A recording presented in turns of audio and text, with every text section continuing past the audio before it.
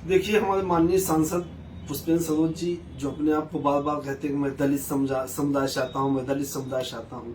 मैं सबसे पहले कहना चाहूँगा कि अगर आप दलित समुदाय से आते तो आप अपने पढ़ने लिखने के बाद आप किसी दलित समाज, जिस समाज से आप आते हैं उस समाज के किसी व्यक्ति का, किसी भाई का, किसी बहन का उद्धार करते। लेकिन आपने ना आपके बहनों ने, ना आपके पिताजी ने ऐसा नहीं सोचा।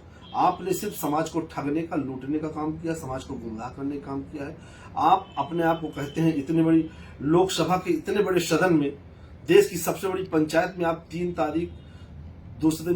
फरवरी 2025 को 8:51 में आप पीठासीन अधिकारी के सामने कहते हैं कि मैं दलित समुदाय से आता था, तो इसलिए मेरे हाथ से किसी ने पर्चा नहीं लिया। अगर पर्चा न लेते तो राजा भैया, जैसे हमारे माननीय रघुराज प्रताप सिंह राजा भैया, जो जनसत्ता दल पार्टी के राष्ट्रीय अध्यक्ष है, वो तो समर समाज से राजा हैं, वो आपका सहयोग क्यों किए?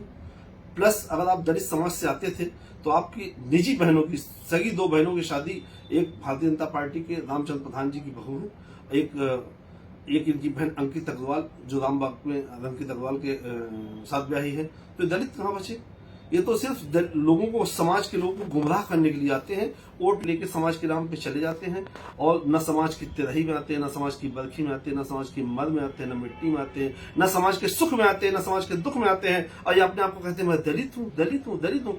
जनता को गुमराह करने का काम बंद करिए। ये कौशाम्बी के 20 लाख लोग जो मतदाता हैं, जिन्होंने आपको सांसद बनाया है, वो आपसे सवाल पूछना चाहते हैं कि आप कहाँ रहते हैं, आप हैं कहाँ, आप किस समाज के हैं? आप न हिंदू हैं न मुसलमान हैं, हम तो समझ नहीं पा रहे आप क्या हैं। आप कहते हैं मैं दलित हूं, दलित हूं। अरे दलित होते तो किसी, तमाम दलितों की हत्या होती है, तमाम दलितों के साथ तमाम घटनाएं घट जाती हैं, हाँ, तमाम ऐसी आपत्तियां विपत्तियां आती, किसी के घर में तो आप दिखते। यहाँ दलितों के साथ मारपीट होती है, उनकी FIR नहीं दर्ज होती है। नहीं, ऐसा कुछ नहीं है। अगर किसी भी दलित समाज के साथ या किसी भी व्यक्ति के साथ कोई भी ऐसी अपनी घटना होती है तो निरंतर माननीय जिला पंचायत अध्यक्ष कल्पना सोनकर 24 घंटे मुख्यालय में रह करके लोगों की समस्या को सुनने का काम करती है, और सरकार जीरो टॉलरेंस की नीति पे काम कर रही है। कहीं पर कोई अपराध या अपराधी बख्शा नहीं जा रहा है। अगर कोई अपराध करके भागने का प्रयास कर रहा है तो उसको तत्काल दिन उसको सबक मिल रहा है।